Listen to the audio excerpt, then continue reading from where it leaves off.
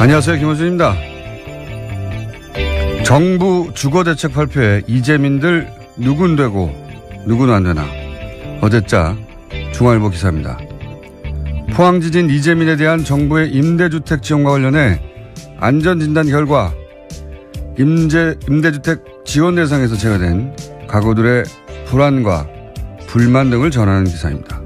국민이 불가항력의 재난을 당했을 때 국가가 감당 가능한 모든 자원을 지원하는 건 의무죠. 그 과정에서 문제점을 지적하는 것도 언론의 의무입니다. 그런데 말이죠. 세월호 유가족들은 진도체육관에서 무려 7개월을 최소한의 사적 공간도 없이 생활했었죠. 이번엔 7일이 되기 전 단열재를 깔고 방역하고 온풍기와 실내용 텐트가 설치됐습니다. 이 기사를 전한 중앙일보, 세월호 침몰 겨우 2주 후 사설에서 세월호 침몰이 비통하다고 서민 경제까지 좌초시킬 수 없지 않겠냐며 슬픔에서 빨리 벗어나 경제를 살려야 한다는 취지의 주장을 했었습니다. 이후 다른 사설을 통해서는 세월호 유가족들의 광화문 단식과 집회에 대해 왜 우리는 갈등을 길거리에서 풀어야 하냐고 물었었죠. 보수 매체와 종편이 세월호 유가족들의 단식과 농성과 특별법과 특조위를 어떻게 다뤘는지 이 기사를 쓰신 기자분은 꼼꼼히 검색해 보시길 권합니다. 그리고 조만간 과거 보수 매체가 세월호 문제를 과연 어떻게 대했는지 그것도 다뤄주시길 바랍니다. 기대하겠습니다. 김호준 생각이었습니다.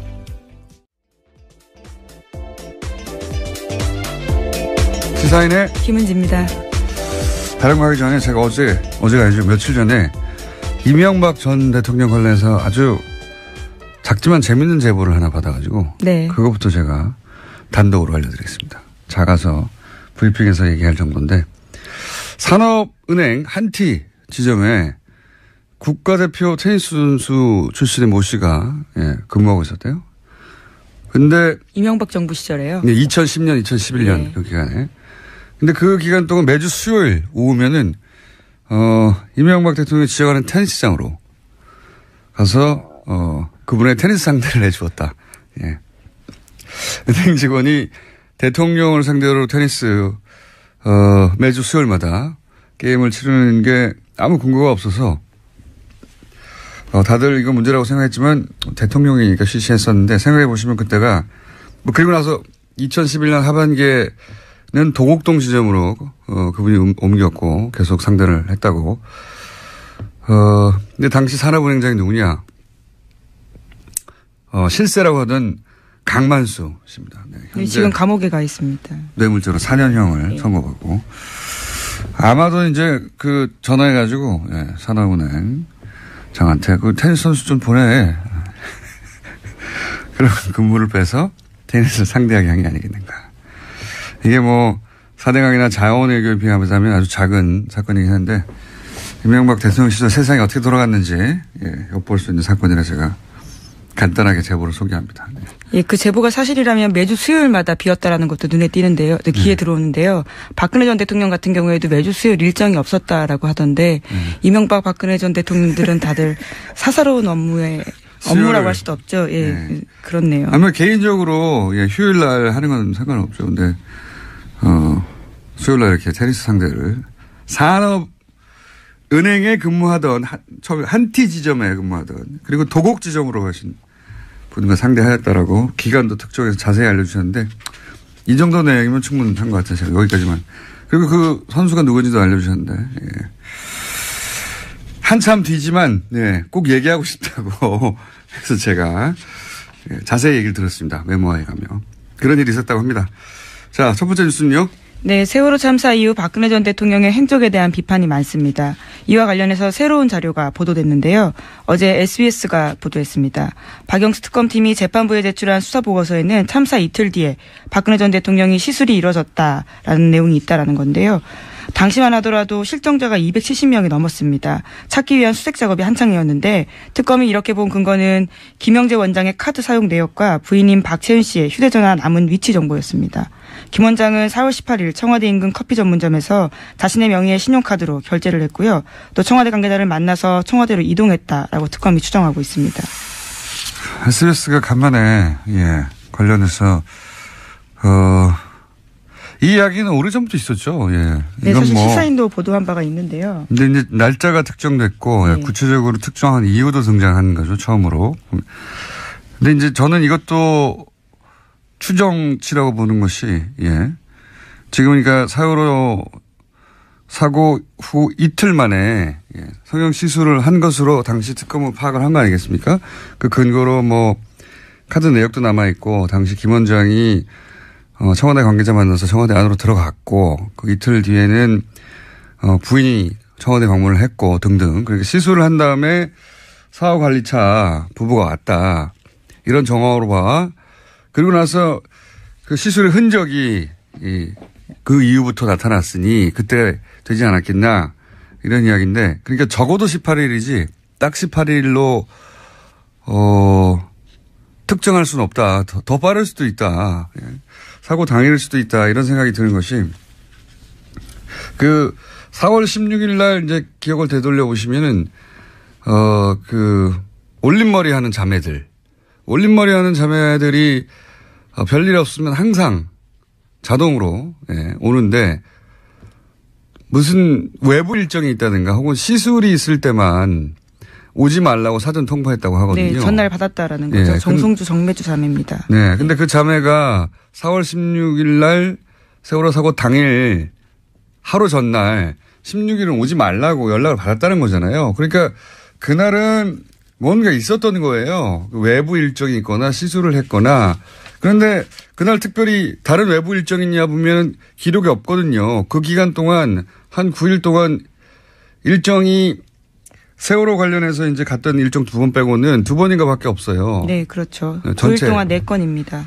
9일 동안 4건인데 그중에 2건은 세월호 일정이잖아요. 예. 세월호 사고가 발생해서 생긴 일정이지. 그러니까 9일간 2개거든요. 9일간 2개. 하루에 하나도 아니에요. 일정 전체가 거의 비어 있는 거예요, 거기.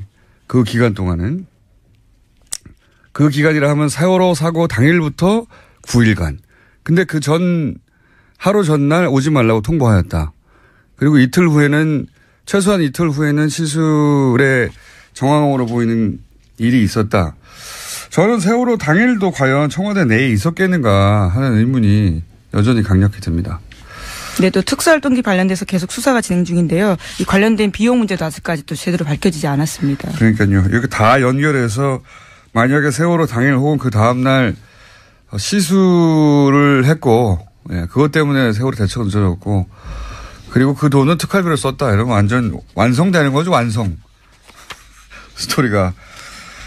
자, 그렇습니다. 이 뉴스는 앞으로도 계속 나와야 될 뉴스고, 단순히 시술을 했네. 뭐 대통령 시술할 수도 있죠. 근데 그로 인해서 어떤 일이 벌어졌는가, 국가적 재난에 어떻게 대처하지 못했는가. 이 얘기는 저는 반드시 다 밝혀서 오래 걸려도 기록으로 남겨야 된다고 봅니다.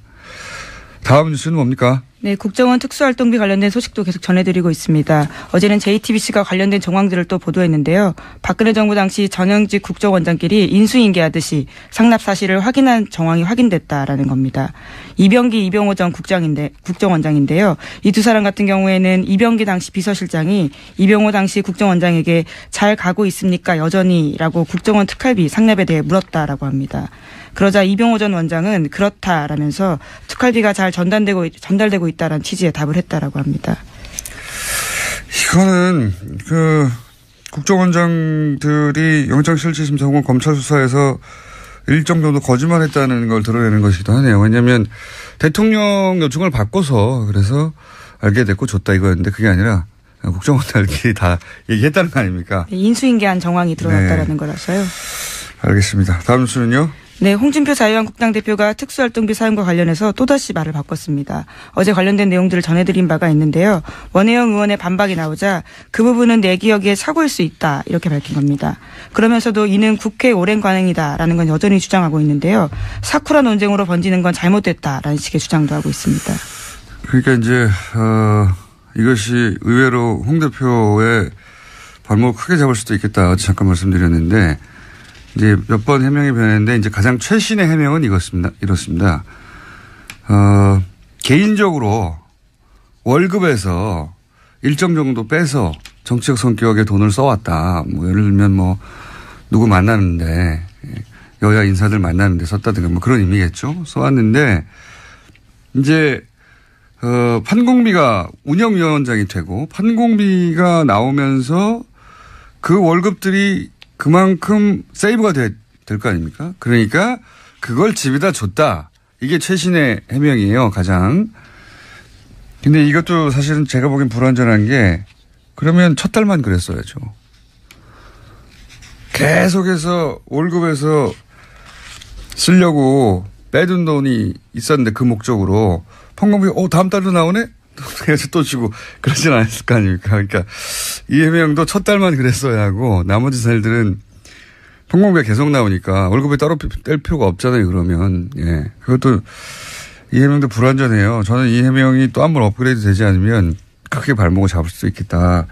지금 4천만 원 정도 매달 나오는데 여기저기 줬다는 거를 합쳐도 1,000만 원 이상 비거든요. 네. 원혜영 의원뿐만이 아니라요. 서가본 당시 의원 같은 경우에도 이 사실에 대해서 부인했습니다. 그런 바가 없다라는 건데요. 10원도 받은 사실이 없기 때문에 거짓으로 거짓을 덮으려고 하지 말라라고 이야기했습니다. 그래서 뭐 이 해명이 다시 한번 업그레이드 될 것 같긴 한데 현재까지는 불완전해서 홍 대표 감옥을 의외로 이게 처음 불거진 게 지난번에 어제 말씀드렸다시피 이제 대선 후보 토론 때 김진태 의원이 갑자기 그거 운영비 그때는 판공비라고 했죠. 운영비 빼서 집에 준 거 아니냐. 뭘 알고 있었는지 그런 지적을 하면서 그때 나온 해명이 이제 점점 계속 발목을 밟고 있는. 예, 성완종 리스트 때 당시에 한나라당 경선 때 돈 받은 거에 대해서 그렇게 해명을 했거든요. 이제 그것에 대해서 다시 한번 김진태 의원이 문제 제기를 했던 그러니까요. 거죠. 혹시 성완종 때 돈 받아가지고 대선 예, 출마하면서 한나라당 경선. 대선 경선 출마하면서 기타금 낸 거 아니냐. 돈 어떻게 마련했냐 기타금을 어떻게 마련했냐고 얘기하다가 혹시 그때 이 특활비 그때 판공비라고 불렀죠. 특활비 일부 빼가지고 그거 모아서 낸 거 아니냐 이런 식의 이야기가 오다가 그때 해명이 한번 등장했는데 그때 이제 불현듯 당해서 그 해명이 부실했었어요. 그러다가 몇 번에 걸쳐 업그레이드 됐는데 지금 특활비 이 사태로 인해서 다시 이게 불거진 거죠. 예. 이거는 만만치 않을 것 같습니다. 잘못하면. 자, 다음 뉴스는요. 오늘은 네. 순서가 두 게스트가 연이어 2부에 준비되어 있어서 좀 빨리 끝내야 될 것 같습니다. 네, 2008년 BBK 정호영 특검이 다스의 120억 비자금을 찾고도 덮었다라는 의혹은 계속해서 저희도 전해드리고 있는데요. 이와 관련해서 검찰이 사실상 손을 놓고 있다라고 오늘 아침 한겨레신문이 지적했습니다. 서울중앙지검에 보관 중인 특검 수사 기록도 들여다보지 않은 채 시간이 가고 있다라는 건데요. 소위 다스 비자금 공소시효가 3개월 남짓 남았습니다. 검찰 안에서도 신속한 수사 필요하다라는 의견이 나오고 있다라는 겁니다. 이게 공소시효가 내년 2월 21일 날 끝나요.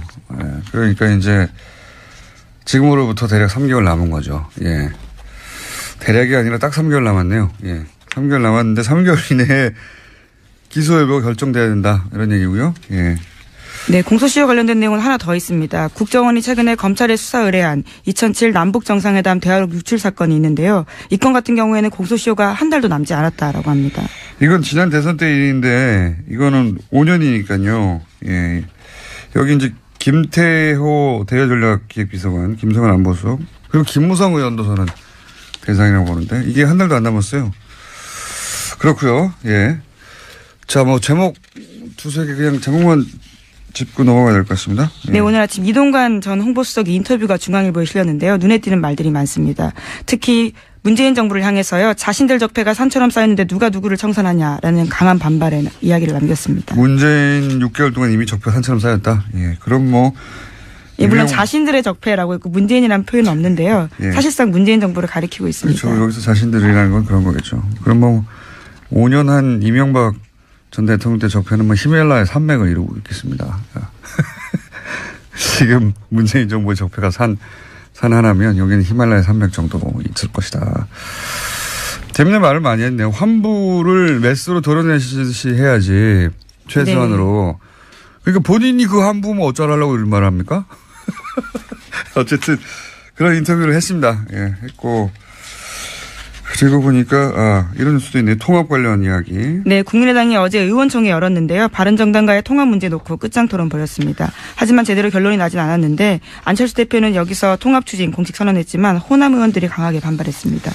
이건 저희가 목요일 날 박지원 대표가 그때 참석했던 대표가 직접 나오실 테니까 얘기를 자세히 듣겠는데 안철수 대표 그런 얘기 했다죠. 이번 지방선거에서 통합을 해서 2등을 하면 자유한국당이 사그라들 거고 그러면은 문재인 정부의 실정도 있을 것이고 그럼 다음 총선에서 1등을 할 수 있다. 이런 원대한 포부를 제가 말씀드렸잖아요.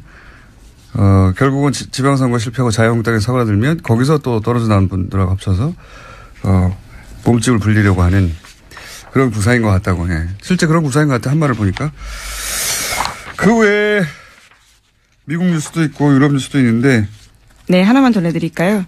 네. 예, 트럼프 행정부가 지금 AT&T와 그리고 타임워너의 합병을 막아서고 있는데요. 여기에는 CNN 방송에 대한 트럼프 대통령이 적대감이 깔려 있다라는 미국 언론의 분석들이 나오고 있습니다. 이거 굉장히 재밌는 뉴스라서 짧게 말씀드리면 AT&T 우리 뭐 SK 같은 예, 거대 통신기업입니다. 네, 통신기업인데 네. 여기서 이제 타임워너 여기 뭐 CNN 뭐 HBO 워너브로스 영화사 네. 이런 거 잔뜩 거대 미디어 그룹이죠. 네. 네.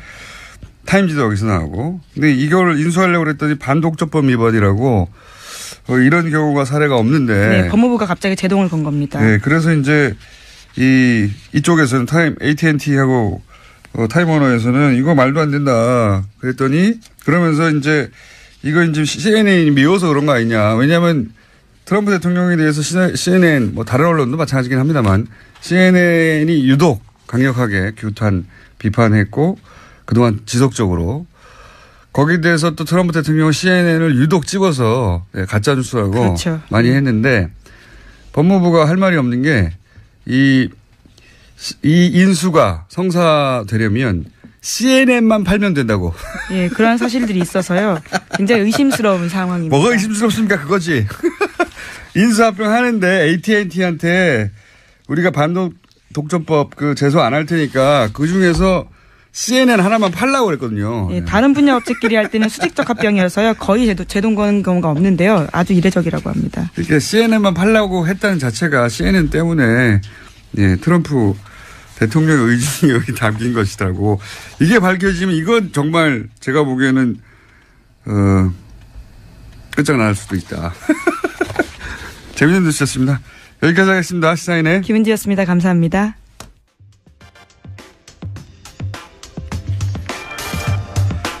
(2012년) 대선 직전 국정원 댓글 수사 관련해서 청와대 국정원 새누리당 경찰 간의 숨은 커넥션이 있었다 하는 걸 최초로 단독 보도한 한겨레 21 김한 기자 수에 모시고 이야기 좀 자세히 나눠보겠습니다. 안녕하십니까? 네, 안녕하세요.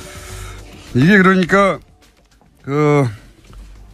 대선 직전에 그렇죠. 예, 그리고 마지막 토론회 네. 전후해서 네. 굉장히 바쁘게 돌아갔죠. 그렇죠. 예. 마지막 토론회 5일 전이었던가요? 네. 4, 5일 전에 소위 이제 국정원 댓글 사건 소위 누굽니까? 김하영 직원. 예. 김하영 직원이 오피스텔에서 네. 작업하고 있는 걸 잡아서. 네. 처음으로 이제 밝혀졌는데 이걸 경찰이 수사를 했죠. 그렇죠. 수사를 했는데 대선 마지막 토론회 날. 네. 여러 가지 일들이 있었습니다. 네, 일단 그 얘기를 해주세요. 무슨 일이 있었는지. 기억을 되살리기 위해서. 12월 11일은 민주통합당이 네. 국가정보원 직원이 불법 선거운동을 하고 있다 이런 신고를 받고 강남의 역삼동에 있는 한 오피스텔을 급습한 날입니다. 네. 이 자리에는 국회의원들과 경찰들이 같이 갔었고요. 네. 말씀하신 대로 16일은 18대 대통령 선거의 3차 토론회 마지막 토론회였죠. 네. 마지막 토론회가 있던 날입니다. 그러니까 11일부터 13일까지 그 오피스텔 앞에서 대치 상황이었고 네. 그 여직원이 이제 문을 열어주지 않고 있었죠. 네. 그리고 그래서 감금이라고 했죠. 네, 감금 사건이라고 이제 새누리당은 불렀죠. 본인이 안에서 문을 잠그고 네. 안 나오는데 감금이라고. 네. 그리고 네. 나와서 이제 13일 날 나와서 경찰이 여러 자료를 요청을 했는데 두 개의 이제 자료를 제 기억에 그때 당시에 냈었고요. 그리고 18일 날 16일 날 마지막 토론에서 박근혜 대통령이 말씀하신 대로 그 사건을 국정원 여직원 감금 사건이라고 규정을 했고 그 토론회가 끝나고 나서 바로 1시간 있다 경찰이 그 사건에 대한 중간 수사 결과를 발표했죠. 당시 토론에 그런 얘기도 있었어요. 그러니까 그 국정원 조직을 이렇게 감금하고 네. 그런 식으로 부모도 못 만나게 하고 그렇죠. 인권을 침해하고 네, 무죄를 기정사실화하고 이제 네. 발언을 했죠. 그리고 이제 뭐 거기서 아무것도 안 나올 경우에 책임져야 된다는 네. 식의 그 박근혜 당시 후보가 굉장히 자신 있게 그렇죠. 문재인 후보에 대해서 이 사건은 국정원 직원의 인권을 유린하는 사건이라고 네. 몰아갔고 토론회가 끝나자마자 경찰에 발표했죠. 아무것도 네. 없다. 그래서 당시에 굉장히 좀 여러 출입 기자들이 놀랐었는데요. 대선을 앞두고 사건을 접수한 지 한 3, 4일 만에 경찰이 그것에 대한 중간 수사를 혐의가 발견되지 않았다라고 그리고 그러니까요. 토론회가 끝나고 1시간 밤 11시 정도였는데요. 그리고 그때 경찰이 11시에 중간 수사 결과를 발표하고 나서 바로 11분 뒤에 국정원이 입장을 발표합니다. 그래서 당시에도 뭔가의 공조가 있었다. 이런 이제 그때 얘기는 그렇게 얘기 많았죠. 네, 의심들은 많았는데 저희가 한겨레 21이 처음으로 이 당 그 청 그리고 국정원과 경찰의 사각통화 커넥션의 통화 내역을 입수를 했습니다. 자, 그래서 이렇게 자랑스럽게 나온 거예요. 네. 우리 잘했다고. 그때 이제 심증으로만 가지고 있던 네. 이게 어떻게 이렇게 됐냐.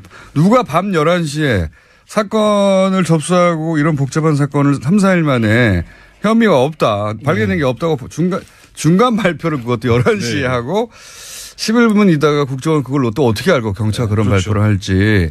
그때 당시 민주당 막 그 비난하고 그랬었죠. 네. 저희가 이제 그 당시에 11일부터 16일까지 국정원과 경찰 그리고 그 새누리당과 청와대 핵심 인사들 10명이 문자와 전화를 주고받은 내역을 입수를 했는데요.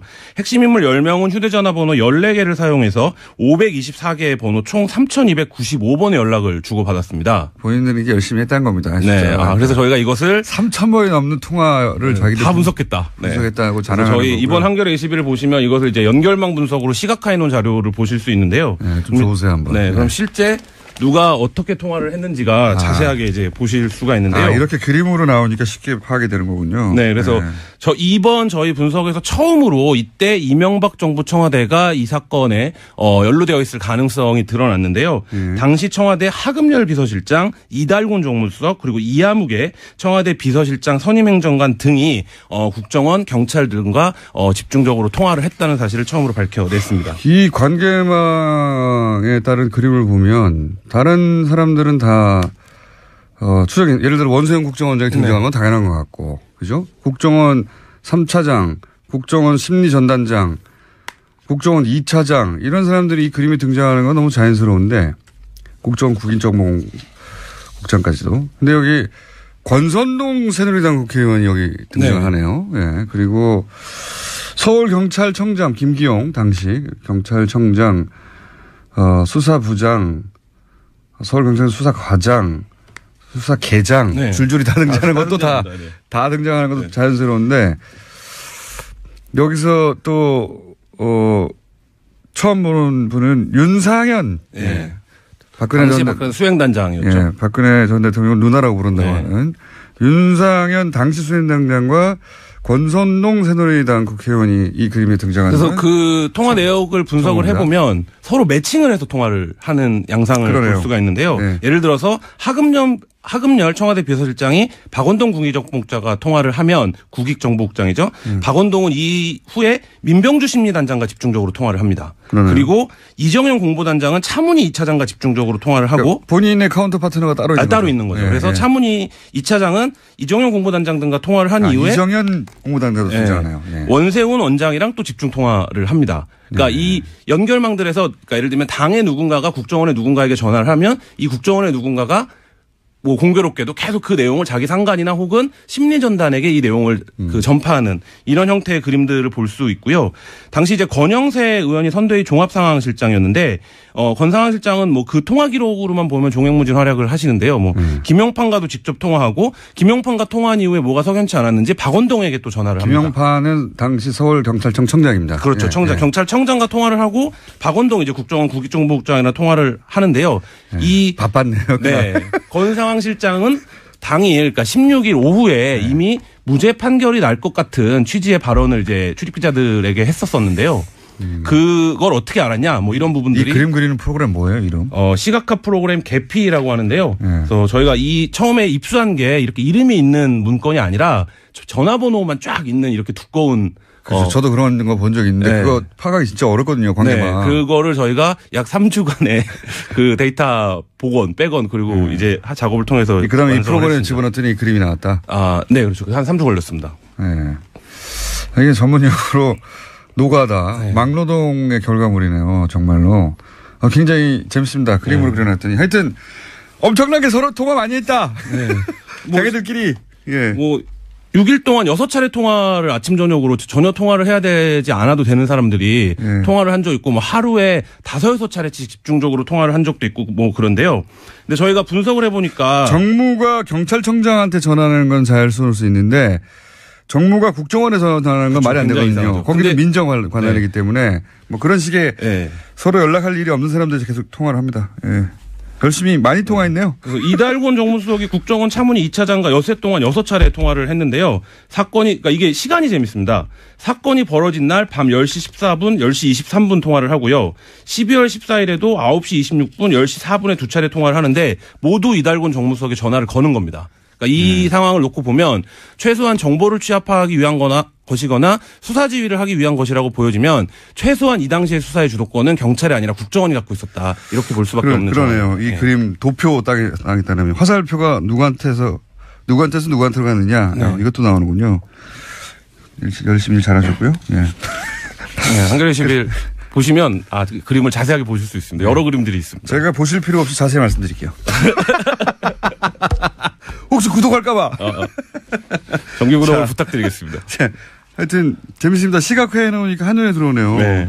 분석을 많이 하셨네, 진짜. 저희가 이제 시간과 장소 분석도 했는데요. 기지국 분석도 따로 했네요. 네, 기지국 분석도 굉장히 재밌습니다. 지도 위에 그려놓으니까 재밌네, 이거. 네. 장소가 나오는데요. 네. 반경 500m면 한 100개 정도 이동통신 기지국이 있는데요. 네. 이 가운데 여의도의 정우빌딩이라는 곳에서 이 사람들이 모두 등장합니다. 거의 대부분의 사람들이. 근데 이 정우빌딩은 새누리당 대선 캠프 당사에서 한 140m 정도 떨어진 곳이에요. 그러니까 예를 들면 이 140m 반경에도 한 100여 개 이상의 당연히 이제 통신국이 있을 텐데 유독 다 정우빌딩으로 잡힌다는 거죠. 이거는 그러면 일종의 당시 여러 가지 상상이 일어나시죠. 캠프. 네. 네. 그러니까 이게 이제 드러난 캠프가 아니라 네. 은밀한 캠프였을 수 있네요. 왜냐하면 여기에 국정원 차장, 이정현 당시 공보단장, 권영세 당시 종합상황실장, 국정원 대변인, 국정원 심리전단, 국정원장, 서울지방경찰청 청장 김용판 청장. 네. 그러니까 국정원 직원과 경찰청장과 새누리당 의원과 캠프의 인사들 이 다 모인 거죠? 네, 그렇죠. 그래서 저희가 이 통신기록 수사 전문가인 현직 경찰에게 이것을 어떻게 판단하겠느냐라고 이제 물어봤는데 일단 정보가 부족하다. 왜냐면 이 앞뒤로 통화를 어디다 했는지를 확인을 해봐야 된다. 동선을 다 모였잖아, 자기들끼리. 그렇죠. 근데 이 정도 기록이면 의지가 있으면 바로 수사를 해볼 수 있는 단계라고 자기는 본다. 이건 안가 같은 것이 있었거나, 네. 아니면 비밀 캠프가 있었거나. 비선 캠프, 비밀 캠프일 수밖에 없어요. 왜냐하면 경찰청장과 국정원의 고위 간부와 새누리당과 캠프의 인사들이 한꺼번에 모였으니까요. 그렇죠. 그리고 국정원 측에서는 거기에 국회 관련된 무슨 회의가 있었다 이런 식으로 이제 해명을 하고 있는데 제가 보기에는 확인이 필요해 보입니다. 국정원 아지트였을 수도 있겠습니다. 국정원 인사들이 더 많네요. 국정원이 당시에 국회 정보위원회가 거기서 열렸다거나 이런 부분들을 추가적인 확인이 필요하긴 한데요. 국정원이 대선 기간에 여의도에 사무실을 운영하는 것도 사실 비정상적인 상황이긴 하죠. 그림을 그리는 게 재밌네요. 그 외에 또 특별한 장소 있나요? 또 한 가지 장소가 드러났는데요. 종로구 창성동 청와대 부속청사 주변입니다. 여기서는 대통령 비서실과 경찰, 국정원의 핵심 인물들이 모두 통화 기록이 잡혀 있는데요. 예를 들자면 12월 10일 아침 청와대 부속청사 기지국에서 하금열 대통령 비서실장이 박원동 국정원 국익정보국장에게 전화를 걸었는데 이 전화를 건 이후에 원세영 국정원장, 하경준 국정원 대변인, 김용판 경찰청장에게 같은 기지국에서 전화를 잇따라 겁니다. 그리고 김용판 청장도 여기서 이제 발신이 잡힌 적이 있는데 청와대 부속청사는 그렇다고 치고요. 이 지도에 나와 있는 대양건설에서는 왜 김용판, 원세훈, 하금열 이런 분들 국정원장과 경찰청장과 대통령 비서실장이 왜 여기 대양건설에서. 건물에서. 네. 이건 왜 대양건설이 무슨 관계가 있나요? 김용판 총장은 자기가 거기다 왜 잡혔는지는 모르겠다. 근데 뭐 자기 집에서 전화를 걸면 거기서 거짓말! 잡히기도 한다. 뭐 이렇게 해명을 하긴 했습니다. 네. 자기 집에서 전화를 걸면 대양건설에서. 그 근처 어디에 사시나 봐요. 그래서 자기 어디로 구체적으로 잡히는지 모르지만. 그러면. 기지국 발신까지. 그럼 원세훈 원장도 거기 근처에 삽니까? 모르겠습니다. 김용판 청장 그리고 하금열 비서실장도 거기 살고 다 거기 살아요? 수사권을 갖고 있지 않기 때문에 수사 필요한. 이거 굉장히 재밌습니다. 네. 이걸 지도에 표시하고 관계망을 그리고 통화 시간을 표시하고 통화가 누구에서 누구한테 갔나 이렇게 그려놓으니까 대략 네. 전체 구도가 이해가네요. 네. 그러니까 이 당시에 그 청와대 개입은 아직까지 이제 구체적으로 드러난 바 없는데요. 대통령 비서실장은 위로 보고하실 분이 한 분밖에 없잖아요. 그분에게 보고하기 위한 거 아니면 사실 문제를 알아볼 필요도 없는 분인데 이분이 직접 통화를 하고 국정원과 이분의 수행을 하는 비서실장의 비서 선임 행정관이 또 국정원과 집중적으로 통화를 하고 뭐 이런 대목들 좀 주목해서 보면 이 프로그램 검찰에 없나요? 검찰이나 있겠죠. 그리고 더 잘 아시지만 그 최동욱 검찰총장 당시에 이 통화 기록을 이미 검찰이 들고 있었습니다. 그래서 최동욱 총장 당시에 최동욱 총장은 이제 후에 퇴임하고 나서 이걸 제출하기로 된 걸로 알고 있었다라고 얘기를 했는데. 근데 제출이 안 됐다. 네. 근데 실제 최동욱 총장이 법원에 제출이 됐는지 안 됐는지 모르겠다라고 얘기를 했고 이게 제출이 만약에 안 됐던 부분이라면 공소 사실 관련된 사실관계 확립에 좀 다른 판단이 필요하다 이렇게 이제 취지로 얘기를 하기도 했습니다. 그 심야의 발표 과정을 재수사할 수 있습니까? 공소시효가 남았나요? 공소시효 국정원법 남았네, 조금. 네, 국정원법 관련된 네. 그 상황으로 이미 김용판 청장은 무죄를 받았기 때문에 굉장히 당당한데요. 네. 근데 그 당시에 이제 적용했던 혐의가 아니라 국정원법 위반 혐의로 지금 다시 좀 들여다본다면 충분히 처벌이 가능하다 이런 의견들이 많습니다. 이게 정말로 뻔뻔하고 엄청난 범죄인 것이 당시 국정원이 사실 무근 그렇죠. 그러니까 민주당이 당시 야당이 국정원 직원을 감금하고 이런 아무 죄도 없는데 그랬다고 비난하고 뭐 고소고발하고 선거 며칠 전에요. 경찰도 아무 내용이 없다고 나중에 이제 거짓말이 밝혀졌지만 혐의가 없다고 발표하고 국정원이 발표하고 청와대하고 짜고 경찰 국정원 청와대 당시 여당 새누리당이 다 짜고 했다는 거 아니에요. 그렇죠. 그리고 이건 거대한 국가 범죄 아닙니까? 그렇죠. 기억하시겠지만 이 수사를 해보겠다라고 하는 당시 윤석열 검사와 최동욱 청장을 혼외자 보도로 청장을 찍어내고 그다음에 윤석열 검사를 그때 이제 한직으로 보내고 이렇게 해서 검찰도 다 망가뜨린 사건인데요. 그러니까 이건 그냥 넘어가면 안 되는 거 아닙니까? 이 정도 거대한 범죄면 게다가 이거 얼마나 뻔뻔합니까? 지금 국정원이 나중에 밝혀진 걸 보면 이 댓글 사건이 밝혀지면 조직의 존폐가 그렇죠. 최근에 위태로울 사건이라고 하는 걸 뻔히 알고 있었는데도 불구하고 아무 죄 없는데 상당한테 씌운 거 아닙니까? 아무 죄 없는데 우리한테 왜 이러냐고. 그렇죠. 그리고 그 당시에 그 중간 발표를 통해서 개뻔뻔이네, 개뻔뻔. 네. 그 선거 판세 자체가 뭐 골든크로스가 지났다 이런 분석들이 그 당시에도 있었는데 뭐 그것까지 염두에 두고 경찰도 움직이고 국정원도 플레이를 하고 그 과정에서 모든 상황을 거짓말로 일관을 했죠. 전부 다. 거짓말 정도가 아니라 상대방한테 뒤집어 씌운 거잖아요. 그렇죠. 예. 그 선거 영향을 주려고 모두가 한 몸으로 움직인 거니까 그게 구체적으로 어떻게 밝혔는지는 한겨레 20일 말고 이 방송을 들으시면 됩니다. 여기서 다 말했으니까. 그림은 자세하게 이쁘게 뽑으셨네요. 네, 그래픽으로. 네, 뭐 많은 관심 부탁드리겠습니다. 누구한테 통화했는지. 그리고 그 시간대별 통화도 있는데요. 그러네요. 네, 시간대별 통화도 굉장히 재밌는데. 뭘 이렇게 자세히 그래프도 많고. 이게 한 4번 정도 폭발적인 통화 시점이 있는데 처음에는 수서경찰서 도곡지구도가 현장 출동한 그 무렵 이때 청와대, 당, 경찰, 국정원이 통화가 폭주합니다. 150여 차례. 네. 그리고 데스크탑에서 이미징 작업이 완료된 시간이 있는데요. 그러니까 그 컴퓨터를 1차 복원을 한 거죠.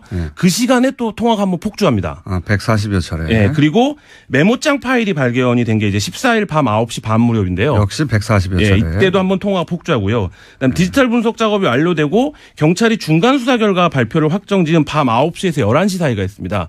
이 시간에도 굉장히 통화가 폭발적으로 이루어집니다. 그러니까 주요 시기 경찰이 주요한 걸 하는 시기마다 폭발적으로 통화를 한다는 거죠. 기사가 논문과 도표도 많고 너무 자랑스러웠던 거죠. 굉장히 고품질.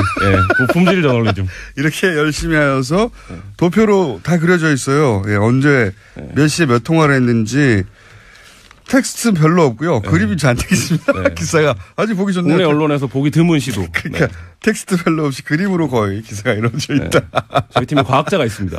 과학자가 있습니다. 재밌습니다. 이 기사 내용도 재밌고요. 재밌는 걸 떠나서 넘어서서 네, 경찰 수사를 반드시 해야 됩니다. 이 사건. 굉장히 의미 있는 수사를 촉구할 수밖에 없는 보다 보면 이 너무 이상해요. 예, 정부 빌딩에서 왜 이 사람들 국정원과 새누리당과 경찰청장이 왜 모이냐 이거예요. 그리고 대한건설에 뭐가 있는지 모르겠는데 하여튼 그 사옥에 국정원장과 또 경찰청장과 대통령 비서실장이 왜 모이냐 이겁니다. 그렇게 통화를 한 것도 드러났고 고생하셨습니다. 네, 감사합니다. 지금까지 한겨레 21의 김한 기자였습니다.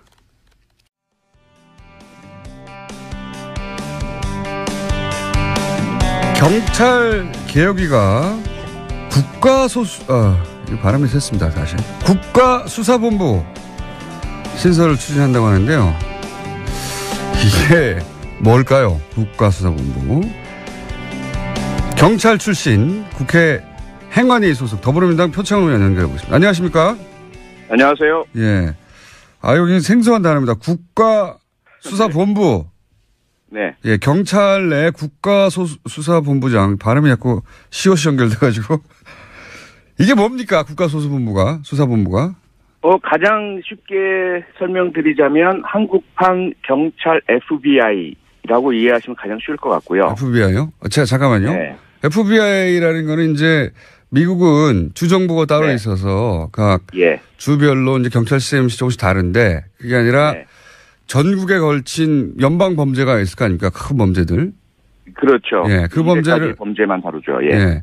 그런 이렇게 납치를 했다든가 유괴했다든지 여러 가지 마약이라든가 그런 전국을 상대하는 범죄는 주 경찰이 관할하지 않고 이제 FBI라고 하는 곳에서 중앙에서 관할하잖아요. 네.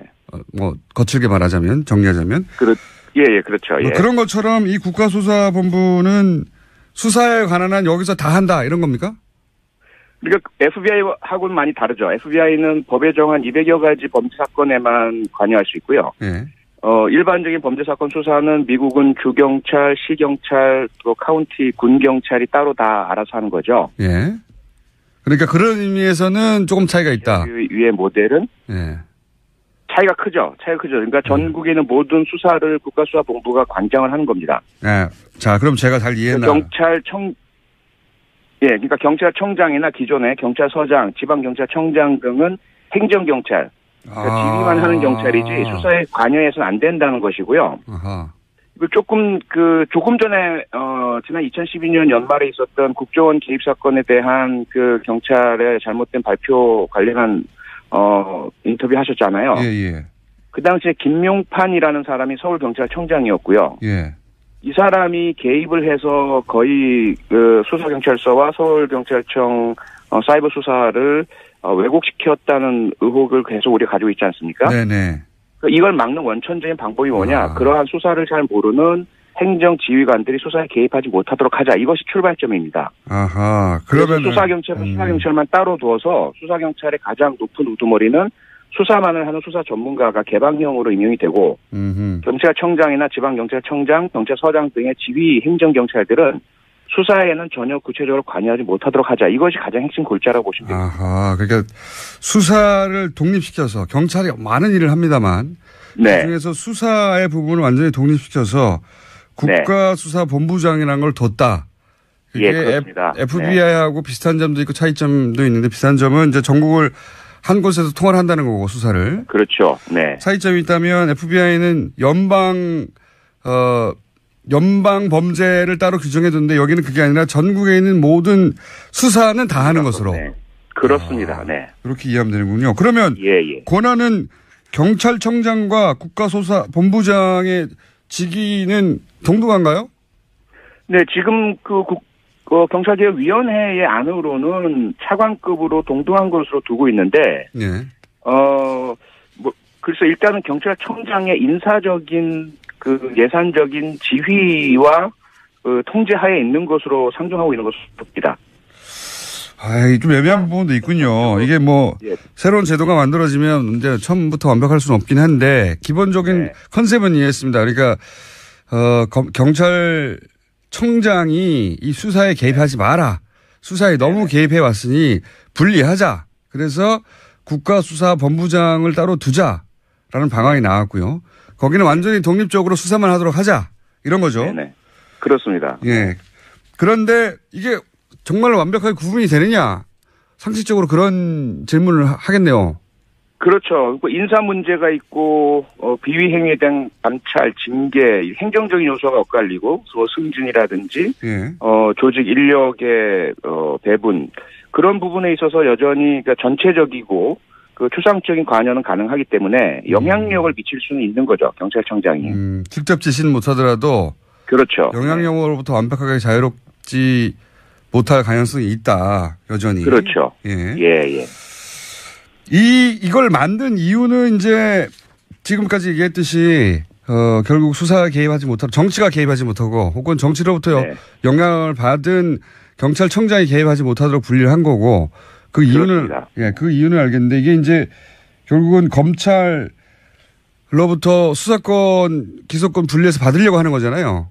그렇습니다. 그 이전에 경찰 내부가 이렇게 수사권이 독립되어도 뭐 부패하거나 다른 영향으로부터 자유로울 수 있는 구조를 먼저 만드는 거죠, 이게. 그렇습니다. 그것이 그 검경 수사구조 개혁, 경찰 수사권 독립의 전제 조건으로 법조계와 법학계 등에서 제시한 가장 중요한 첫 번째 필수 요건이었으니까요. 이게 현재는 개혁 방안으로 제시가 된 건데 실제 이렇게 설치가 되고 진행이 됩니까? 그 문제는 이제 국회 차원의 문제로 이제 넘어오게 되죠. 국회 차원의 경찰개혁위원회 안을 경찰청에서 공식적으로 이제 확인을 했고요. 동의한다라고 했고, 그게 정부 법안 형태로 아예 만들어져서 넘어올지, 아니면 그런 안을 제시해서 우리 의원들 중에 누군가가 의원 입법으로 제시할지, 그 두 중에 하나의 절차가 남았고요. 그 다음에는 이제 우리 당에서 이것을 당론으로 채택해서 받아들일 것인지 여부와 다른 당들이 여기에 동의할 것인지, 그래서 국회 차원의 이제 논의가 시작되는 좀 복잡한 절차가 아직까지 남아 있습니다. 그렇군요. 실제 이게 이제 입법화되고 이렇게까지 되기까지는 시간이 걸리겠네요, 아직은. 그렇습니다. 네. 그 과정에서 지금 원안이 좀 변할 수도 있을 것 같고요, 그죠? 그렇죠. 네, 좋은 방향으로 보완될 수도 있을 것 같고, 예. 맞습니다. 네. 네, 지금 현재 나온 아이디어는 경찰청장과 차관급으로 같은 대우네요. 동급의 국가수사본부장을 분리해서 여기는 완전히 수사만 하는 조직으로 만들고 일반 행정과 다른 업무들은 다 경찰에 그대로 유지하고, 그죠? 그렇죠. 네. 여기 이제 자치경찰제가 또 하나 계획되어 있으니까. 자치경찰제는 뭡니까? 지방에서 독자적인 경찰 조직을 운영하는 거죠. 지방에서 독자적인 경찰 조직을 운영한다는 게 무슨 의미죠? 예를 들어 경상북도라면 지금 현재 경찰청의 경북지방경찰청 그 밑에 청송경찰서 이런 체제잖아요. 일원화된 지구대. 그런데 그게 이제 중앙 집권적이고 지역 실정에 맞지 않고 그리고 비대한 경찰 권력의 핵심이기 때문에 지방 분권화시켜서 지역 실정에 맞는 경찰 제도를 운영하자. 이것이 이제 지방자치경찰제고요. 그것이 수사권 독립의 전제 조건이다. 경찰이 너무 비대하면 수사권까지 쥐면 문제가 되니까 파쇼가 되니까. 그래서 제주도에서 시험 실시를 해봤고 이것을 전국적으로 확대해서 각 지방 광역단위죠. 도와 광역시에 자체적인 경찰을 두는 겁니다. 근데 그렇게 되면 이제 기존의 국가경찰청 그리고 새로 신설되는 국가수사본부, 지방자치경찰 이 세 개의 경찰이 존재하게 되는 거죠. 지금은 하나밖에 없는데. 일반인들의 입장에서는 내부 사정을 잘 모르니까 굉장히 복잡합니다. 복잡하고요. 여기 이제 경찰이면 다 같은 경찰인 줄 알았는데 다른 경찰이 생기는 거네요. 그렇죠. 권한이나 소속이나 이런 부분에서 차이가 나는 세 가지의 경찰이 존재하게 되는 것입니다. 당신 일반 경찰이야, 자치경찰이야, 국가수사본부 소속이야 이렇게. 그렇죠, 그렇습니다. 네. 국가수사본부가 사실은 범죄자한테는 가장 무서운 데고, 그죠? 가장 무섭죠. 범죄자뿐만 아니라 범죄 혐의를 받을 수 있는 모든 사람들에게 일단은 국가수사본부에서 나에 대해서 의심을 갖고 있다. 그러면 이제 상당히 무서워지는 거죠. 알겠습니다. 일단 개념은 이해했고요. 예, 이 사안은 일반 국민들 생활에 영향을 미칠 것 같아서 한번 짚어봤습니다. 오늘 말씀 여기까지 듣겠습니다. 네, 고맙습니다. 자세한 이야기는 또 하기로 하죠. 진행되면서. 네네. 지금까지 표창원 의원이었습니다. 네가 가라 하와이.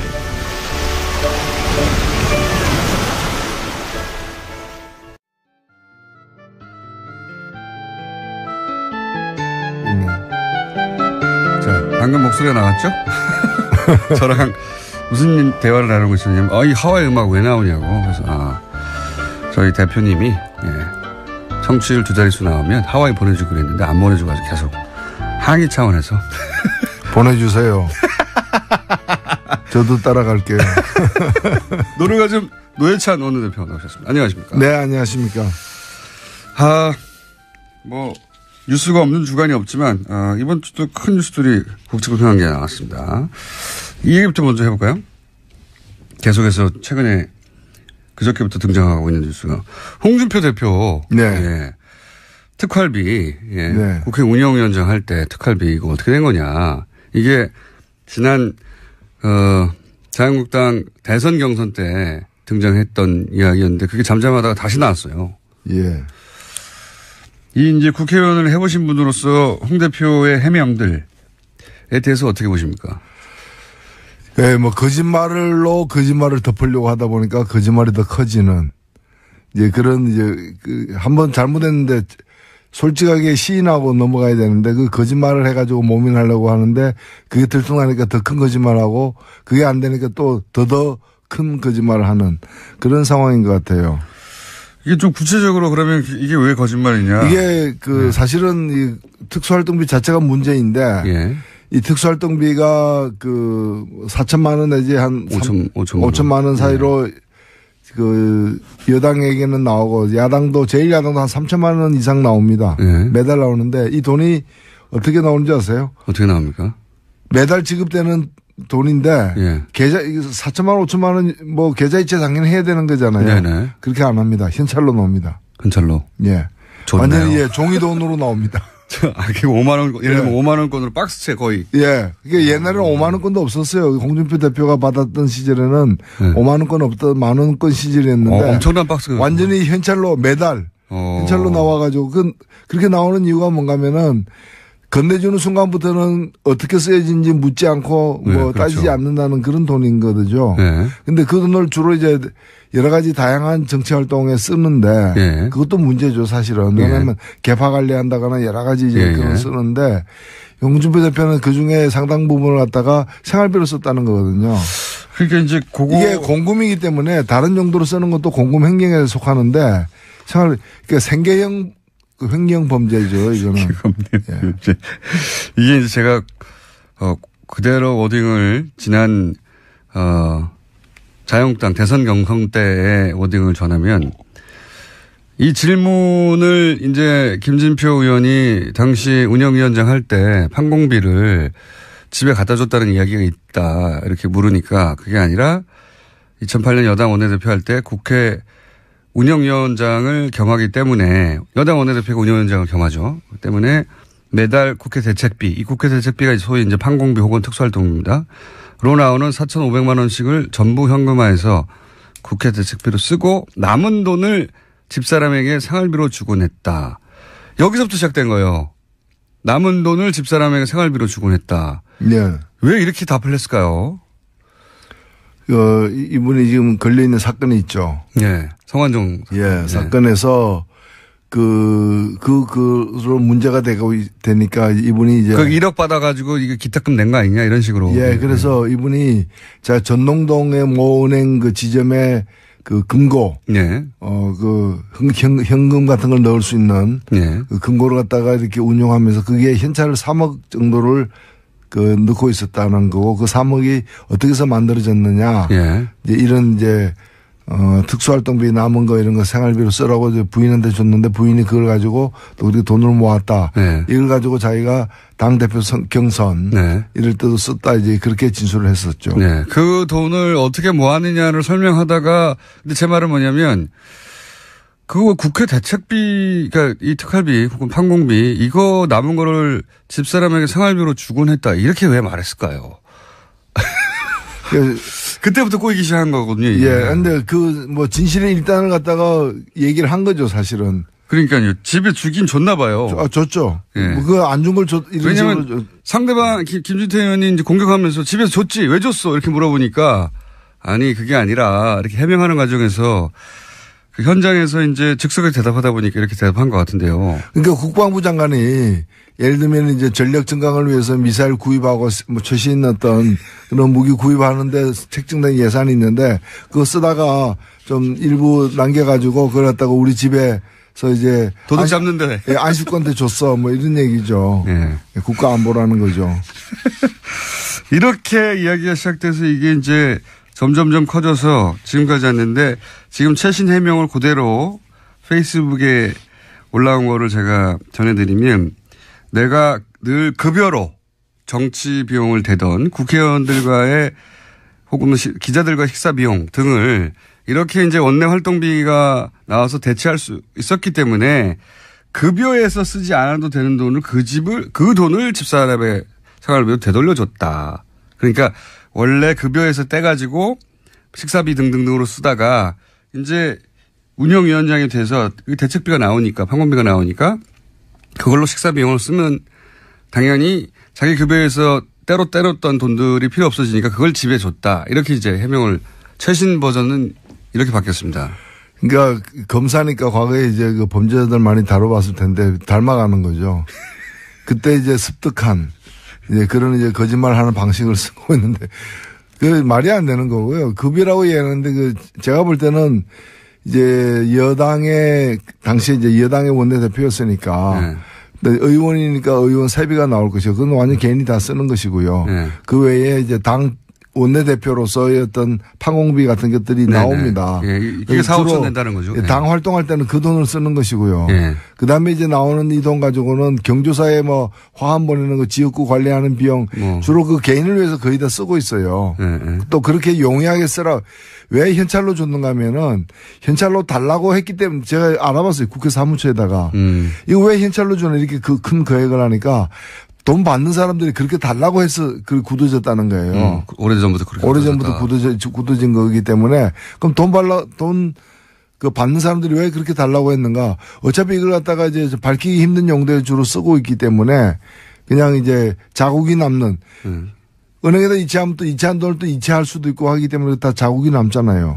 남지 않는 방법으로 이제 현찰로 달라고 하는 거기 때문에 그래서 쓰다가 보면은 남을 수도 있는데 그러면 이제 자기를 위해서 열심히 일하고 있는 당직자들이라거나 이런 사람들 주면 될 일을 또 그렇게 안 줬다는 거잖아요.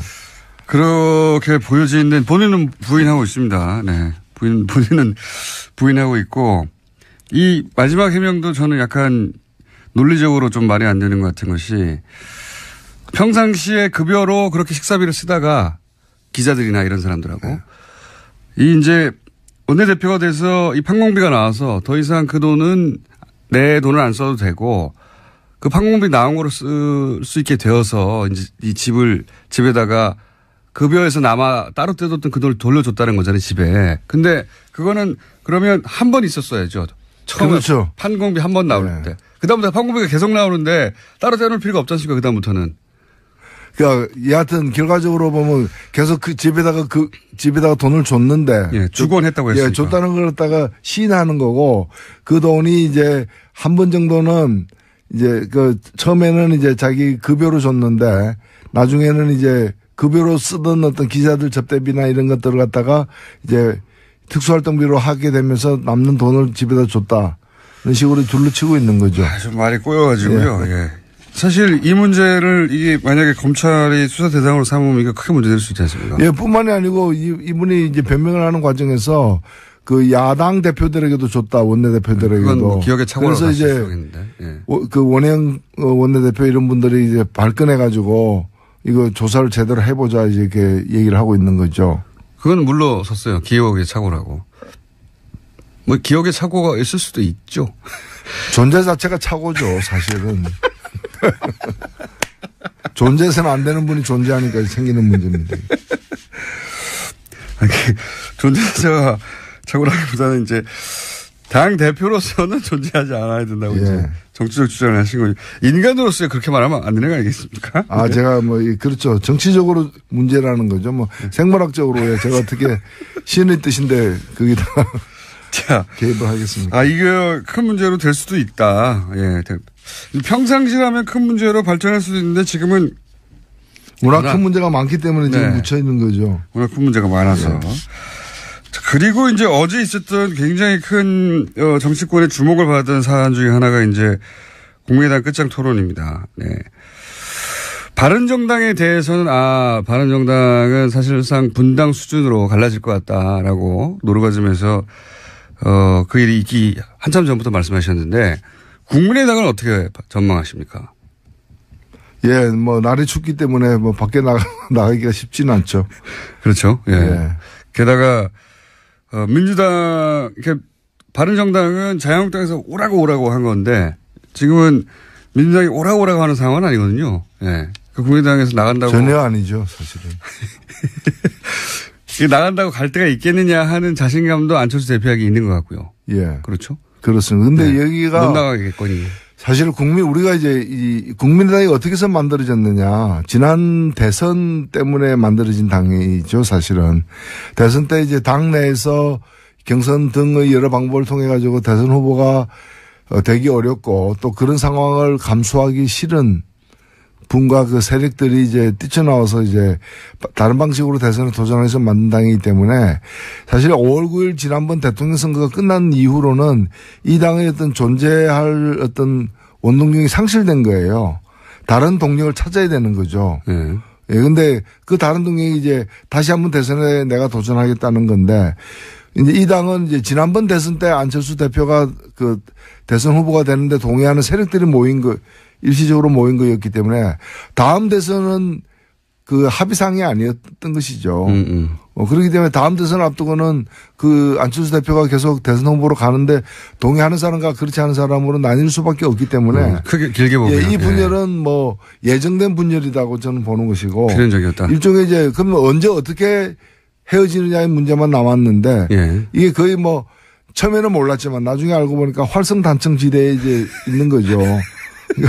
단층이 활성화되어 있다는 거는 판명이 됐는데 언제 어떤 식으로 이제 균열이 되고 쪼개지느냐만 남은 그런 상황이죠, 지금.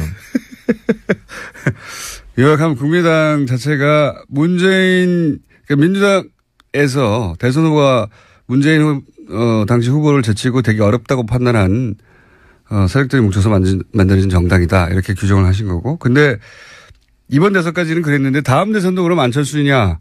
여기 대해서 동의하느냐 아니냐로 가지고 크게 난리는 수밖에 없다. 왜냐면은 다음 대선을 갖다가 자력으로만 될 수 없기 때문에 다른 세력하고 손을 잡으면서 이제 시도를 해야 되는데 누구하고 손 잡느냐에 따라서 호불호가 다 갈리는 거죠. 거기에 대해서 서로 간에 합의된 바가 없고 또 그 일치된 어떤 한 방향으로 합의되기가 어려운 지금 상황이지 않습니까? 그렇기 때문에 계속 가는 거는 불가능하다고 저는 보여집니다. 시기의 문제다. 그런 거죠. 당장은 아니어도 시기의 문제다.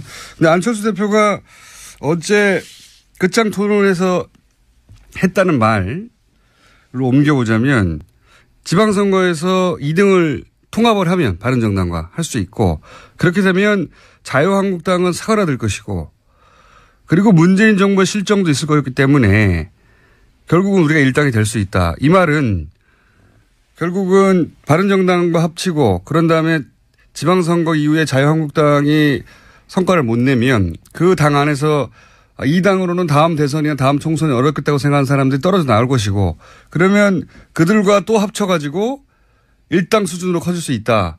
그러니까 바른정당과 합치고 그다음에 자유한국당 일부하고 합치는 이런 그림을 안철수 대표는 그리는 것 같아요. 예, 확실하게 그렇게 돼 있는 거죠. 그러니까 왼쪽으로는 이제 더 이상 이제 더민주당 지지 세력이라거나 그다음에 그 이외의 어떤 정의당도 마찬가지고요. 그쪽으로는 없다. 그런 거죠. 가능성이 없다고 보는 것이고 그 반대 방향으로 어떤 여지가 좀 있지 않느냐고 생각하는 것이고 지금 자유한국당의 다음 대선 주자가 없고 앞으로 생겨날 가능성도 적다. 고 보는 것이고 결국에는 홍준표 대표는 자유한국당을 먹거나 아니면 거의 식민지로 만들어 가지고 지지하게 만들거나 그 방향으로 가고 싶다는 거죠. 지난 대선에서 대선 한 3, 4주 전에 갑자기 지지율이 치고 올랐을 때가 있지 않습니까? 네. 그때 대구 경북을 비롯해서 이제 영남권에서 소위 이제 보수 표밭에서 안철수 대표의 지지가 상당히 높았지 않습니까? 그러다가 나중에 이제 여러 가지 일 때문에 꺾이긴 했는데 그 기억도 가지고 있는 것 같아요. 그 지역이 잠재적인 자신의 지지층이라고. 그렇죠. 뭐 시험을 보면 1등 할 때도 있고 2등 할 때도 있고 뭐 10등 할 때도 있고 뭐 그런데 1등 한 기억만 남는 거죠. 좋았던 기억만 가지고서 이제. 예. 힘들면 그렇게 됩니다. 힘들면 그렇게 됩니다. 근데 이런 구상이 뭐 저뿐만 아니라 당연히 국민의당 내에 있는 분들에게도 그런 구상이 읽히다 보니까 예, 뭐 안철수 대표는 사실 그렇게 생각할 수도 있죠. 그러니까 정치의 목표를 갖다가 정말 제대로 된 새 정치를 하는 게 목표라면 모르겠는데 그런 목표가 아니라면은 이기는 목표.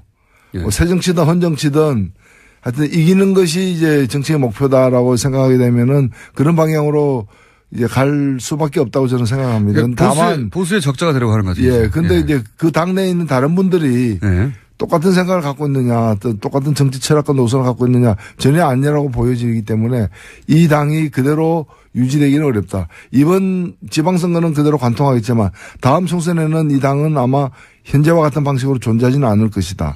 이렇게 보이는 거죠. 안철수 대표의 구상이 성공한다면 바른정당과 합쳐지고 거기에 동의하지 않는 분들은 나가고, 그죠? 나가거나 혹은 뭐 나간다기보다는 당이 둘로 쪼개지는 수준으로 분당이 돼서 국민의당이 아니라 바른정당과 국민의당 쪽에서 통합화가 합쳐서 새로운 당이 하나 만들어지고 그래서 이제 우리가 중도 보수다 내지는 뭐 개혁 보수다 이런 말을 하고 그런 다음에 지방선거 이후에 자유한국당에서 이 자유한국당으로 보장이 안 된다 미래가 생각하는 분들도 합쳐가지고 일당이 되겠다. 그리고 거기서 결국 나밖에 없지 않느냐 다음 대선 후보는 안철수 후보는 그런 나름의 그 스케줄을 그리고 있는 것 같습니다. 지금 현재 거기에 동의가 안 되는 국민의당 일부 의원들 혹은 일부가 넘어서 절반 정도죠. 네, 절반 정도는 네, 동의가 안 되는 거죠. 그거는 이제 제2의 3당 합당 아니냐. 네. 네, 그때 노태우, 김영삼, 김종필 이렇게 합쳐진 3당 합당 아니겠는가. 거기에 국민의당이 쓰일 수는 없다. 거기에 밑밥으로 이렇게 생각하고 이제 동의가 안 되는 분들 이렇게 갈라져 있는 거죠.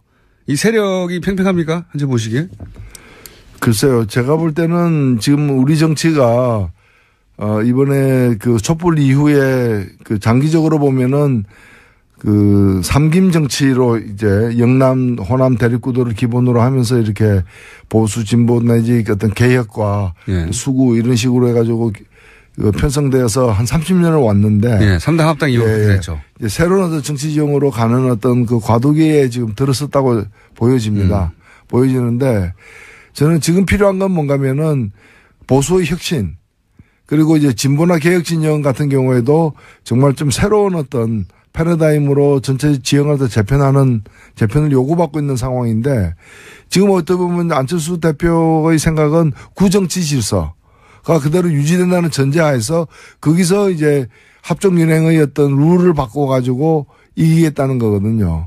그래서 기반 자체가 없어져야 될 타파돼야 될 옛날 세력 관계 위에 서 있다는 점에서 제가 볼 때는 별로 현실성과 미래지향성이 다 없다라고 보여집니다. 현실성 낮다고 보시다. 예. 네. 그러니까 안철수 대표가 그렇게 제2의 3당 합당에 준하는 형식의 통합을 통해서 다음 대선의 후보로 우뚝 서는 그런 그림이 현실성이 낮다고 보시는 거군요. 그러니까 새로운 어떤 모델을 찾아야 되는데 옛날 모델, 없어진 옛날 모델, 이게 YS 모델 이런 걸 지금 이제 지향하는 거죠. 그러니까 하다가 안 돼, DJ 모델 쫓다가 안 되니까 YS 모델 쫓고 더 안 되면 무슨 뭐 전두환 모델로 갈 겁니까? 그건 과거 지향적이라고 보는 거죠. 그건 불가능할 것 같아요. 예. 예. 지금 지진 대책 관련해 가지고 이제 정부가 여러 가지 대안을 내놓고 있는데 그 전에 유해 최고위원이 포항 지진에 관해서 이제 이게 하늘, 예, 하늘이 경고한 것이다. 이렇게 표현한 것에 대해서는 어떻게 보십니까? 예, 그 말은 이제 그 포항 지진을 향해서 한 말이라기보다는 다른 정치적 공방 속에서 그 포항 지진을 끄집어낸 건데요. 문재인 정부가 얼마나 잘못했길래 이런 일까지 벌어졌냐, 뭐 이렇게 연결한 건데요. 네. 저는 뭐 정치적 견해는 차이가 있을 수 있고 또 정당에 따르면 그런 뭐 공방을 하다 보면 거친 언사를 쓸 수는 있는데 우리 국민 누가 보더라도 이제 불행한 사태. 지금 포항 시민들이 겪고 있는 그 아픔이라거나 걱정이라거나 불안은 대단히 좀 우리가 동참해야 되는 그런 생각들 아니겠습니까? 근데 그 불행을 가지고 어떤 다른 어떤 정치적 공방의 소재로 삼는 것은 그야말로 천벌을 받을 일이죠. 포항 시민, 아니, 저도 그 포항 시민들 그 뭐 선거 모으는데 저도 뭐 동참하기도 했는데요. 포항 지진에 대한 어떤 우리가 이제 좀 격려하고 위로하는 차원에서 국민들 성금도 모으고 있는 그런 불행한 사태인데 그걸 가지고 이제 뭐 복권을 갖다가 복권 당첨되면은 그 돈 그쪽에 쓰라는 말까지 하는 걸 보면은 정말 포항 시민들 알기를 뭘로 아느냐라는 저는 참 걱정이 되는 겁니다. 자, 요 얘기는 예상했던 바고요. 의견이 예상했던 바인데 몇 가지만 짚었는데 오늘 시간이 다 됐습니다. 자, 지금 정의당 1분 30초인데 예. 정의당 어떻게 돼가는지 간만에 좀 알려주십시오. 예, 저는 지금 정의당에 대한 걱정이 참 많은데요. 지금이야말로 좀 기회고 찬스인데. 예. 정의당이 한편으로 보면은 이 여론조사에서 다른 당보다 조금씩 앞서가지고 3등으로 나올 때도 꽤 있어요. 근데 여기에 좀 자족하고 있을 때가 아니다. 정의당이 지난번 대통령 선거 이후로 지지율이 너무 변동이 없다. 5% 수준을 뭐가 필요합니다. 예. 5% 수준을 계속 이제 지금 유지하고 있는데 그러다 보니까 다른 당이 못해가지고 3등이 되는 거지 정의당이 잘해가지고 3등이 된 게 아니라는 거죠. 예. 그래서 지금처럼 국민들이 제대로 된 정치에 대한 관심과 참여 열기가 높은 때 정의당이 좀 성적을 쭉쭉 뽑아내야 되는 거 아니냐. 그러면 다음 주에는 말이죠. 지금 이번 주 시간이 다 됐고 정의당을 어떻게 하면 쭉쭉 뽑을 수 있는가. 예, 정의당이 지지율 2자릿수에 진입해야 될 절호의 찬스다. 그 프로젝트를 다음 주에 설명해 주십시오. 예, 그렇게 하겠습니다. 잘 될까요? 자, 잘 돼야 됩니다. 그래서 그거 하고 나서 하와이를 같이 가시는 걸로. 아, 예. 한 번도 못 가봤기 때문에 한번 가보고 싶네요. 알겠습니다. 대표님 들으셨죠? 네, TBS 대표님께 말씀드린 것 같습니다. 지금까지 노회찬 원내대표였습니다. 감사합니다. 네, 감사합니다. 불친절한 AS. 예. 저희가 이제 2주 전부터, 청취율 2자리 달성했는데 사장님 왜 하와이 안 보내주냐고 저희 제작진이 3부 앞순서에 네가 가라 하와이. 하와이 음악과 함께 틀고 있죠. 네, 여기에 대해서 문자도 많이 오고 있습니다. 사장님, 쟤들 하와이 좀 보내줘요. 듣기 싫어 죽겠어요. 네, 이 의도입니다. 제발 쟤네 좀 보내줘라 하와이. 이런 문자 많이 오고 있습니다. 듣기 싫다 더 이상. 자, 저희 의도가 성공하고 있군요. 네. 그리고 문자를 보내기 위해서 포털 사이트에서 뉴스공장 문자를 검색했어요. 저처럼 어떻게 문자를 보내는지 궁금증을 가진 사람들이 너무 많아서 놀랐어요. 왜냐하면 저희가 문자를 몇 번으로 보내라고 말을 안 하거든요. 저희는. 네. 찾아보면 되잖아요. 게다가 이 방송은 문자를 보내도 문자를 받는지 말을 안 해서 네. 제대로 보낸 게 맞는지 의심 반, 그러려니 체념 반 하고 있습니다. 네. 할 수 없습니다. 앞으로도 계속 그럴 예정이기 때문에 각건히 하십시오. 예. 번호는 포털에서 찾아보시고요. 한겨레 21일 관련 문자도 많네요. 이번 주는 한겨레 21을 꼭 사야겠군요. 참나원 안 살 수가 없네. 어떤 분은 그 그림을 뉴스공장 페이스북에 제발 올리지 말아주세요. 네, 이미 올렸습니다. 자, 그리고 시내버스 기사인데요. 저는 승객분들이 항상 내릴 때마다 앞문 닫습니다. 뒷문 닫았습니다. 정확하게 발언하고 있습니다. 네. 감사합니다. 2848. 제보 드립니다. 미국에서.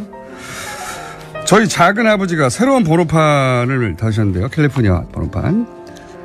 번호판은 DASWHOS. 다스후스로 다셨고, 인증 사진도 보내주셨습니다. 네. 감사합니다. 네. 재미있는 분이네요. 자, 문자를 보내실 땐 말이죠.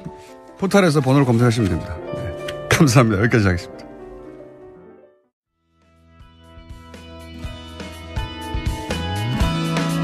사진작가, 행위예술가 김미루 씨 아십니까? 도올 김용옥 선생님의 막내딸로 알려진 분이죠. 미국에서 활동하시는데 오늘 스튜디오에 직접 나오셨습니다. 안녕하세요. 네, 안녕하세요. 예. 제가 듣기로는 저희 방송에서 모신다고 했더니 비행기 표를 끊고 직접 오셨다고 나라서 맞아요? 네. 어젯밤에 도착했어요. 그래요? 몇 시간 안 됐어요. 언제. 전화로 해도 되는데. 전화로 하면 안 된다고 그래서. 누가 그래요?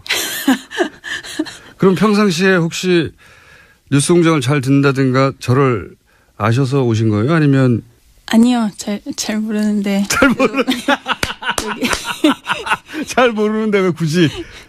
아니, 제가 주위에 이렇게 물어보니까 네. 다 모르는 사람이 없더라고요. 저밖에 모르는. 주위에 물어보니까 그거 꼭 나가야 된다고? 네, 네. 그래? 그리고 비행기표를 끊으신 거예요? 주변에서 뭐라고 강력하게 추천했기 때문에 이렇게 비행기표까지 직접 끊으신 겁니까? 그냥 꼭 나가야 된다고 사람들이 많이, 듣는 프로그램이라서. 네. 그리고 굉장히 영향력이 높다고. 우리 지금 한국 사회에. 네, 저를 모르시는, 그리고 주변에서 그냥 가라고 해서 비행기표까지 끊고 오신, 사진 작가이자 행위예술가. 제가 그 사진을 본 적이 있어요. 그때는 사실 김용옥 선생님의 딸임인지 모르고 돼지우리에서 찍은 사진, 그 유명하잖아요. 네. 네. 그러니까 그 사진의 작가로는 알고 있었어요. 그 사진이 유명하죠? 네. 자기 사진 유명하대. 그 사진 설명 좀 해주세요. 공장식 농장 있잖아요. 대규모. 네. 그런데 미국 아이오와주하고 미조리주 그런데 네. 찾아다니면서 몰래 이렇게 그런데 들어가서 찍은 사진들인데요. 네. 그러니까 도살 당하기 직전에 돼지들이 잔뜩 모여있는 돼지우리에 들어가가지고. 네, 아주 대규모. 공장식. 네. 그런 식으로 이제 사육하는 것도 좀 비판적이기도 하고, 제가 동물을 굉장히 좋아해서요. 근데 특히 돼지들이 이제 사람이랑 비슷하다고 제일 그래도 보기에도 좀 흡사하고. 강아지가 아니라 돼지가. 그냥 비주얼하게도 그렇고요. 더 강아지보다 더 똑똑하다고 그리고 인체랑 비슷하고. 그렇죠. 구조도. 그래서 돼지를 선택했다. 네. 그리고 나서 그 사진을 찍기까지는 얼마나 걸렸어요? 몰래 들어가고. 한 2달간 한 작업인데요. 2달간. 네. 그 여행한 거는 사실 뭐 한 2주 정도. 준비를 2달간 네. 하고. 그리고 근데 그런 장소를 알아내기 굉장히 힘들었어요. 허락이 안 나오니까. 그러니까 외부 사람들 절대로 못 들어오게. 어떻게 들어갔어요, 결국은? 그냥 몰래. 몰래 사람들 안 볼 때. 네, 근데 그런 데는 이제 그 총도 가지고 있고 거기 농부들이 이제 또 무단 침입하면은 그냥 쏘고 그렇기 때문에 너무 무서웠는데 사실 돼지보다 사람이 더 무서웠어요. 그리고 그게 누드로 찍은 사진에서 더 유명해졌잖아요. 네. 그러면 누드 상태로 돼지우리에 같이 돼지들하고 같이 이렇게 있는 거예요? 컨셉이 이제 사람이나 돼지나 뭐 별로 다를 게 없는 생명이라는 거라서. 왜 하필 돼지우리에 들어가서, 뭐 돼지도 생명이고 인간과 가장 비슷하고 우리도 동물일 뿐이고 그런 메시지는 알겠는데 이런 작업들 자체를 시도하는 이유가 뭐였어요? 돼지우리도 들어가고 폐공장, 뭐 폐쇄된 지하철, 하수구, 정신병동 이런 데 들어가셨다면서요. 왜 그런 공간들을 주로 선택해가지고 들어와서 누드로 사진을 찍어요? 제 생각에 뭐 제가 워낙 공포증이 많은 사람이라서 그래요? 어렸을 때부터 뭐 결벽, 그리고 여러 가지 이제 어둡고 그런 데 싫어하고, 공포증이 여러 가지가 굉장히 겁이 많았어요. 많았구나. 그래서, 예. 아까 도울 선생님도 그런 말씀 하시더라고요. 이렇게 될 줄 몰랐다고. 어릴 때 굉장히 조심스럽고 소심하고 네. 조용했다고. 네. 우선은 자기 공포를 극복하려는 과정이었어요, 그게? 아니면 자기 공포를 이렇게 표현하려고 한 건가? 작가들은 어떤 의도로 그런 걸 선택하는 거예요? 그냥 본능적으로 그렇게 나온 것 같아요. 본능적으로. 뭐 네. 예술가들이 작품을 설명하라고 그러면 설명 못 하죠. 네, 대부분 내 공포를 가장 적나라하게 드러내는 작업을 하고 싶었어요? 그런 게 있었겠죠. 김유루 씨 맞아요? 네. 김유루 씨 옆집에 사는 사람이 나와가지고 대신 얘기하는 것 같은데. 그러면 위생적이지 않은 것들, 뭐 더러운 곳, 어두운 곳, 추운 곳, 뭐 지하 그런 데를 무서워했기 때문에 그런 장소들이 선택된 거예요? 그 도시 시리즈 할 때는 네. 그런 버려진 곳들이 이제 예. 그 어떤 도시의 무의식 세계라고 생각하고 그렇게. 도시의 무의식 세계. 멋진 단어다. 본인의 무의식에 있는 공포하고 네. 그런 버려진 것들은 도시의 무의식이다.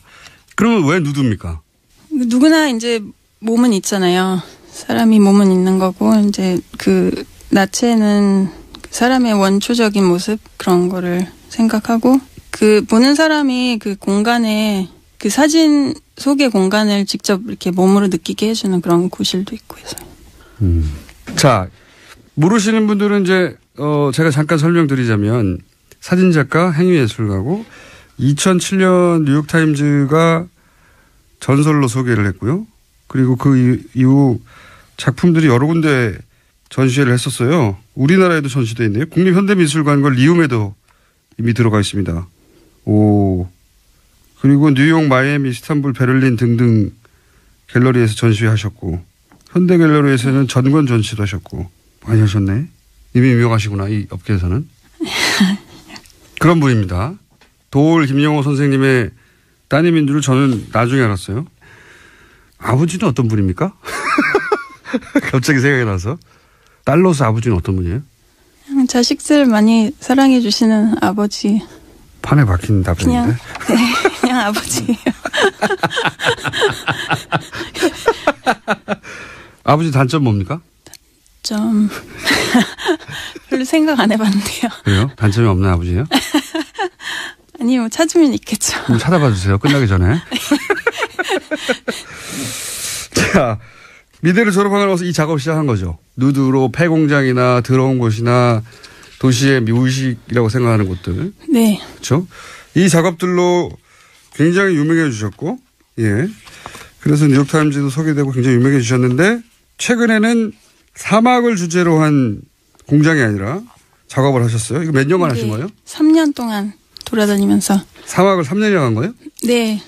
세계 여러 사막을 돌아다녔어요. 3년 동안. 아프리카 사막뿐만 아니라 인도하고 몽고, 그 고비 사막, 그리고 이제 중동하고 아프리카.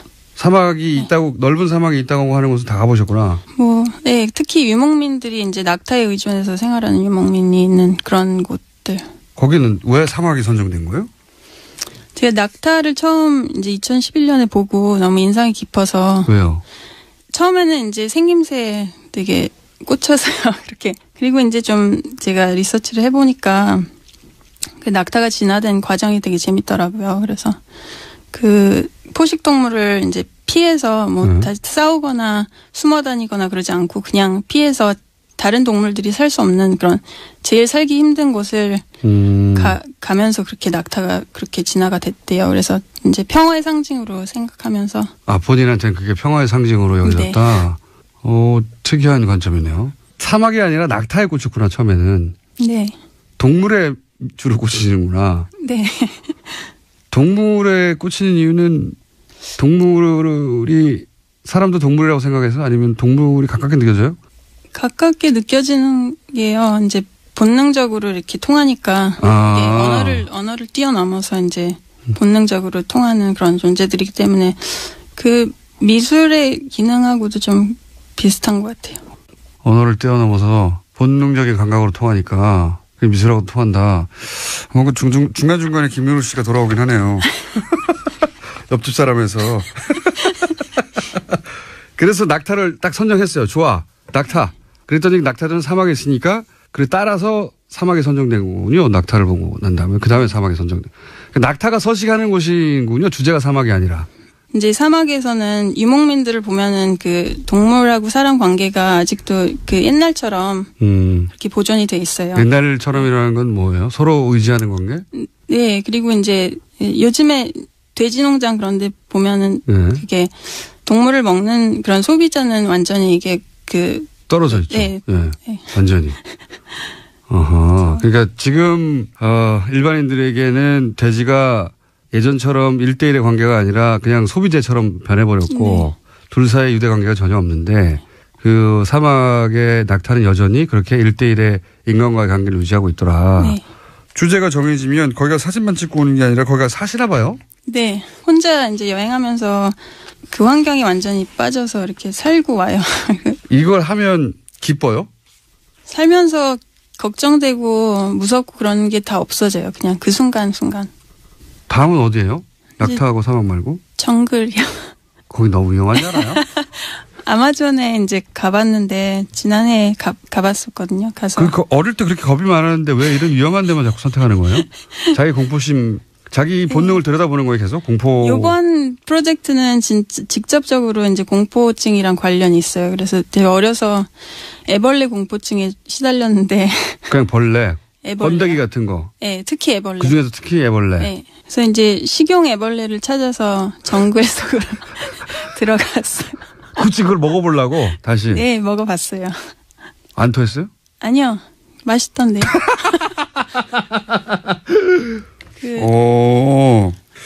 이런 작업들이 기본적으로 자기하고 만나는 거네요. 나는 왜 이걸 무서워할까? 네. 그런 거네요. 그런 것도 있고 이제 환경 식용으로 벌레를 쓰는 게 이제 고기 대신에 네, 고단백이고 또 친환경에 한번 드셔보세요. 아니, 번데기 많이 먹었죠 번데기. 어릴 때. 그런 거네요. 결국 자꾸 원래나 원시나 자기 감정 이런 거 만나고 싶고 확인하고 싶고 그래서 그 대상을 찾고 그런 거예요? 네. 그 다음도 있습니까 혹시? 다음 프로젝트요? 네. 아직 안 정했어요? 아직은. 네. 딱 그 프로젝트만 생각해요? 네. 그럼 이것도 몇 년 걸릴 수도 있겠네요. 나라마다 돌아다니면서. 한 3년 정도 걸릴 것 같은데. 애벌레 먹는 전 세계 애벌레를 다 먹는데 3년 정도 걸릴 것 같다고. 그러면 그다음 또 나오는 겁니까? 김민우의 애벌레 이렇게? 책이 김민우의 어드벤처 사막 그 빈자리를 찾아서 이건데 네. 그다음 책 제목 나왔네요. 김민우의 어드벤처 애벌레. 그 프로틴을 찾아서 뭐 이런 거 아니에요? 어쨌든 이런 식으로 내가 가지고 있던 공포증 혹은 내가 잘못 알고 있던 거 혹은 내 본능 속에 있던 걸 다 확인해 가는 거잖아. 네. 이러다가 나이가 한 40, 50 이렇게 다 하고 나면 이제 더 이상 그게 저거 아니에요? 득도하는 거예요, 득도. 종교가 도달하려고 하는 거하고 비슷하네. 아버지하고 다른 방식으로 아버지가 하신 길을 가는 것 같기도 한데요. 예, 저는 이제 체험으로 공부를 하면서. 아버지는 겨우 책을 했고. 아버지는 책을 했을 뿐 잘 몰라.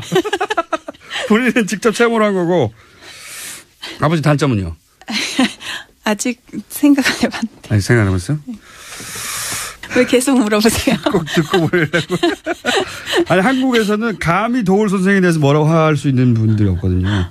딸이니까 막 말할 수 있잖아요. 없어요? 아니 별로 얘기할 게 없는데. 그래요? 네. 아버지한테 고마운 점 있어요? 많죠. 책임감이라는 거는 철저하게 이제 어려서부터 이렇게 교육. 어떤 책임감이요? 제가 하는 행동에 대한 책임감을 지는 거죠. 뭐 어디 가서든지. 독립적으로 살아야 되고 자기가 한 행위는 자기가 책임져야 한다. 네. 아니 뭐 여러 가지 반대도 많이 하셨어요. 근데 처음에는 제가 고집이 세서 부모님들이 이런 작업을 반대하시겠죠. 애벌레 먹으러 아마존에 들어가서 막 산다 그러고 계속 반대 쭉 계속 하셨는데 별로 이렇게 뭐 그렇게 좋아하시지는 않았는데 이제 책이 나오니까 좋아하셨어요. 반대하셨다기보다는 걱정하셨겠지. 걱정. 걱정. 자, 이런 작업을 하시는 분이고요. 이런 작업을 하시면서 세계적 명성을 얻으신 분이고요. 이번에는 한국에서 책도 내셨고요. 사막에서의 작업을 묶어서 앞으로는 애벌레 작업을 하실 분이고요. 네, 본인에 대한 얘기는 다 사진이나 그림이나 작품으로 표현해 온 작가 김미루 씨였습니다. 감사합니다. 네, 감사합니다.